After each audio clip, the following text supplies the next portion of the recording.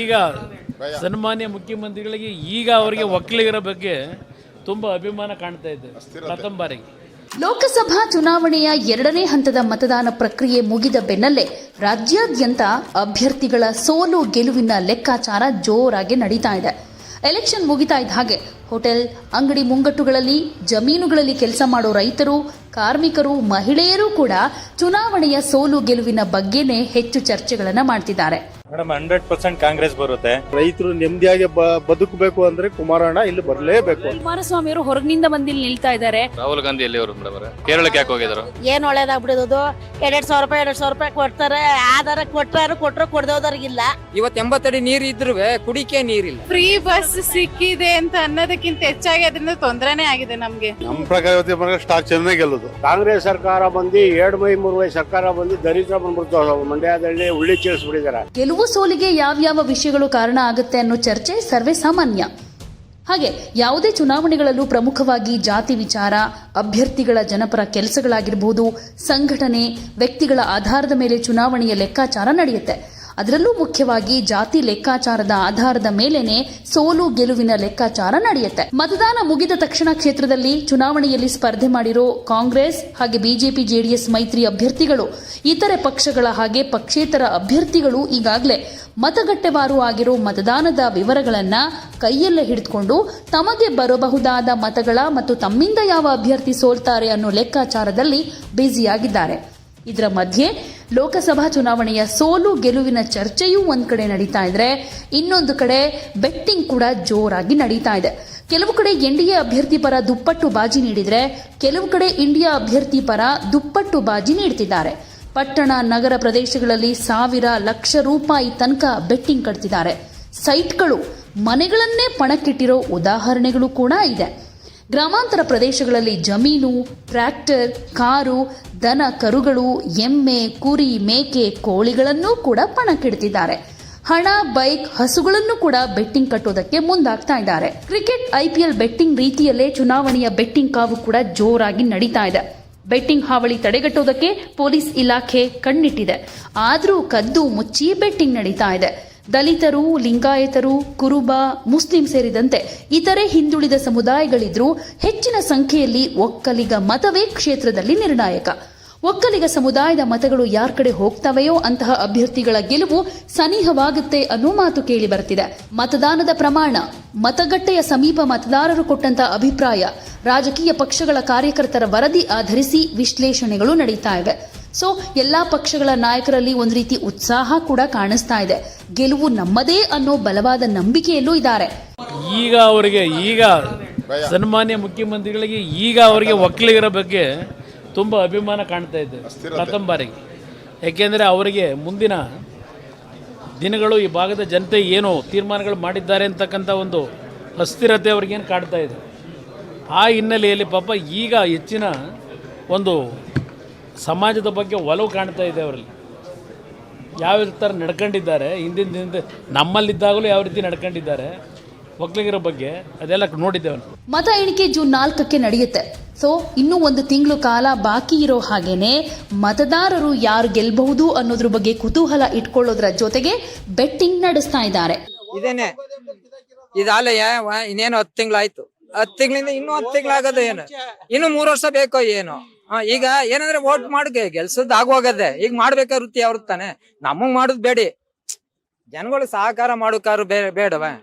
ಕುಮಾರಸ್ವಾಮಿ ಮಾಡಿರೋದು ಮಂಡ್ಯಕ್ಕೆ ಏನೂ ಮಾಡಿಲ್ಲ. ಅವರು ಮುಖ್ಯಮಂತ್ರಿ ಆಗಿದ್ದ ಕಾಲದಲ್ಲಿ 2100 ರೂಪಾಯಿ ಕಬ್ಬು ರೇಟ್ 830 ರೂಪಾಯಿ ತಂದಿಲ್ಸರು. ಮೊದಲನೇ ಮುಖ್ಯಮಂತ್ರಿ ಮಾಡೋದು ಮೊದಲನೇ ತಪ್ಪು ಅದೇ. 2ನೇ ಪಾಯಿಂಟ್, ಹಾಸನ ಇಂಪ್ರೂವ್ ಆಗಿ ಮಂಡ್ಯ ಇಂಪ್ರೂವ್ ಮಾಡಿಲ್ಲ. ಕುಮಾರಸ್ವಾಮಿ ಹೌದು, ಯಾಕೆಂದ್ರೆ ಅವರು ಜಾಸ್ತಿ ರೈತರಿಗೆ ಹೆಚ್ಚು ಹೆಲ್ಪ್ ಮಾಡಿರ್ತಾರೆ.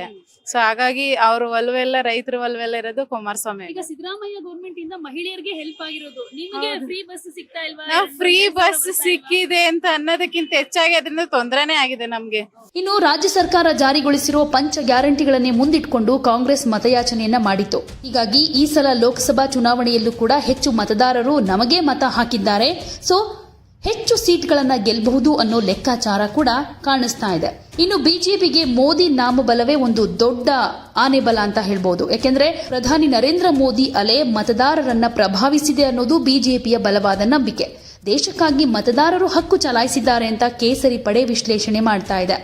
ಹೀಗಾಗಿ ಮೋದಿಗಾಗಿ ವೋಟು ಈ ಸಲ ಬಂದೇ ಬರುತ್ತೆ ಅನ್ನೋ ಭರವಸೆ ಬಿಜೆಪಿ ನಾಯಕರಲ್ಲಿ ಎದ್ದು ಕಾಣಿಸ್ತಾ ಇದೆ. ಹೀಗೆ ಬೆಟ್ಟಿಂಗ್ ವಿಚಾರದಲ್ಲಿ ಮಂಡ್ಯ ಜನರು ಹೆಚ್ಚು ಉತ್ಸುಕರಾಗಿದ್ದಾರೆ ಅಂತಾನೆ ಹೇಳ್ಬಹುದು. ಯಾಕೆಂದ್ರೆ ಈ ಸಲದ ಚುನಾವಣೆಯಲ್ಲಿ ಹೆಚ್ಚು ಕುತೂಹಲಕ್ಕೆ ಕಾರಣ ಆಗಿರೋ ಕ್ಷೇತ್ರಗಳಲ್ಲಿ ಮಂಡ್ಯ ಕೂಡ ಒಂದು.